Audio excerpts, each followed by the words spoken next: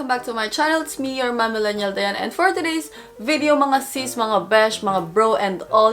So, mag-unboxing tayo ng mga na-order ko sa online dito. And napakadami kong binili, guys. And super excited na ako. Ayun, so palamuti, accessory siya para sa aking shoes na AF1. Yun yung barely pink. So, ipapakita ko. Wait lang, kunin ko. So, ito siya, guys. Pakita ko. I know nakita nyo na to sa ating previous na video.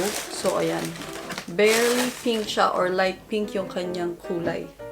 Nude pink, parang ganun siya. Super duper nice na. And yung kanyang swoosh, ang ganda, guys. Oh, shining, shimmering siya. Splendid. Ayan. So, yun, i-unboxing natin, guys, yung mga accessories para dito sa aking shoes. So, samahan niyo ako, guys, in 3, 2, 1. Let's go! So, ayan, guys, ito sila. Ayan. So, sobrang excited na ako kasi, guys, matutuwa kayo dito. Promise na promise. So, simulan na natin, guys. Buksan na to. Unahin ko na tong binuksan ko na isa. Ayan. Ito yung sneaker shields to prevent creases and to protect our shoes. Dito sa harapan. Yan, yung dito. Yan. So, para maiwasan natin yung paglukot or pagyupi dito. So, lalagyan natin siya ng ganito. Okay. So, i-open ko. Kulay black ito. So, dalawang size yung binili ko. Size 37 and size 39. So, yan.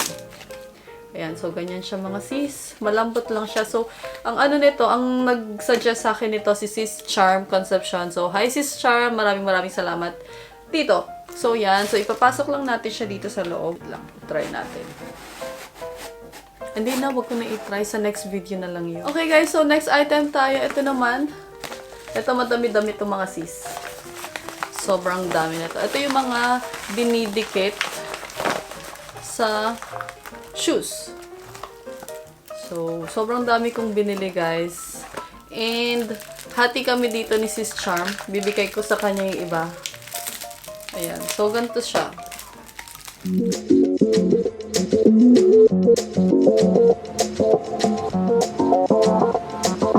Ngayon, ipapakita ko naman sa inyo yung sample or kung anong klaseng sticker siya, kung ano bang meron, kung paano ba siya dinidikit. So, ito, itry natin. Ayan, so, flower siya, tapos meron siyang dahon na kulay green. So, ipapakita ko siya. And, napakaganda ng packaging na itong mga nabili natin, guys. Kasi, individual na naka-plastic siya, tapos meron siyang papapel sa loob. Sobrang, alam mo yun, ang sarap titigan, ang sarap i-unboxing lahat nito. Kasi, napaka-neat, napakaganda ng kanilang packaging, di ba? So, i-open ko siya. Ayan, so pag open natin, ganyan, may papel siya na makapal. So, meron siya dito nakasulat na infatuated, embroidered. Meron din siya dito mga Chinese and all. Hindi ko na kayang basahin yun. Ayan, so dito guys, tatanggalin ko lang siya. Nakadikit siya. Oops. Ayun. So, nakita nyo? Teka. Focus ko. Focus, guys. Focus. Ayan. So, paglagay mo, pagkuha natin, pagtanggal natin dito, ayan. So, yan. Natanggal na yung pinaka-tape niya. Ayan. So, ito, sticky na siya dito. Ito. So, ready to dikit na siya sa ating sapato. So, syempre, hindi ko muna siya didikit ngayon. Sa next video na natin iyon. Para siyang double-sided tape. Ganon. So, sobrang ganda niya. Sobrang nice and sobrang sulit nito. And by the way, ito, nabili ko siya. Yung mga, iba-iba yung presyo nila. So, ito, nasa 20 to 30 pesos each sila. So, I think okay naman yun, di ba? Kasi, you know, pampaganda and pampagood vibe sa ating sapatos. Ganun. Okay guys, so next item tayo. Ito, sa maliit na pouch naman siya.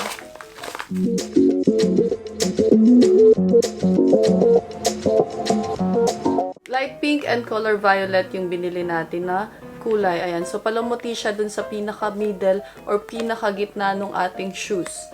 So, yan, ganyan siya, guys. Dalawa lang yung binili ko. Tingnan din natin yung kanyang material, kung okay ba siya or hindi. Ito yung pinakagitna na palamuti nung sapatos.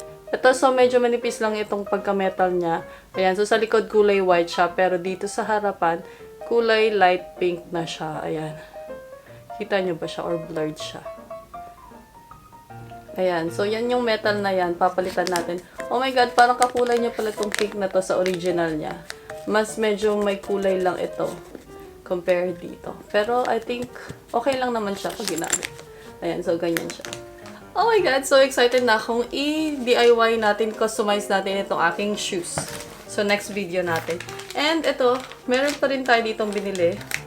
Ganun din siya guys, meron siyang sariling plastic or cover na ziplock. Ang ganda guys ng kanilang packaging. Sobrang alam mo yung hindi tinipid, hindi ang ganda basta. Ito guys, binili ko pa nga, siguro nasa peso is around 80 pesos. 70 to 80 pesos siya. Each.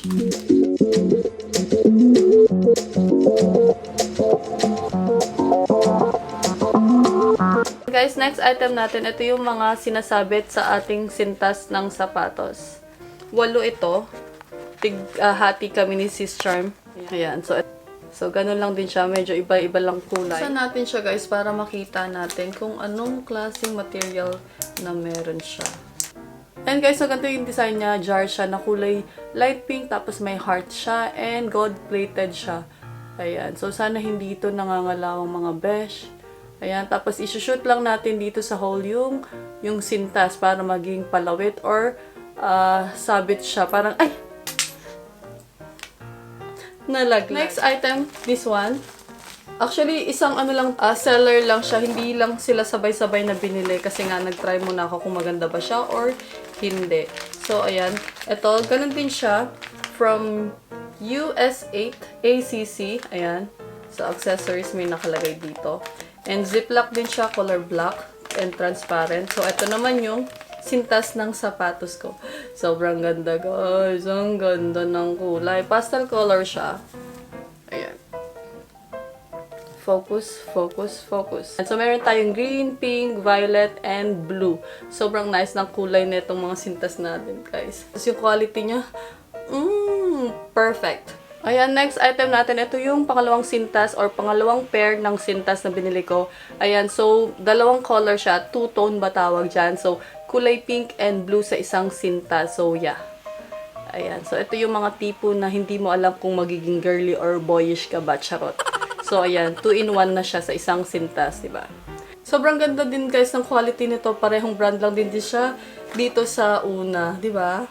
So, yun lang, guys, yung video natin for today na mga pang-accessories natin. So, I think madadagdagan pa ito soon.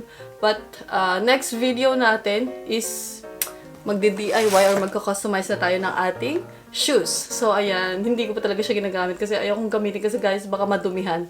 Charot. Pero excited na akong i-DIY itong ating shoes na to. And by the way guys, itong ating sintas is nabili ko siya around 90 pesos to 100, medyo mahal siya. Dito sa Macau, wag ka lang magko-convert. Okay na okay yung presyo. Parang, lang siya, parang mga 10 pesos lang, parang ganun lang siya. So, yun.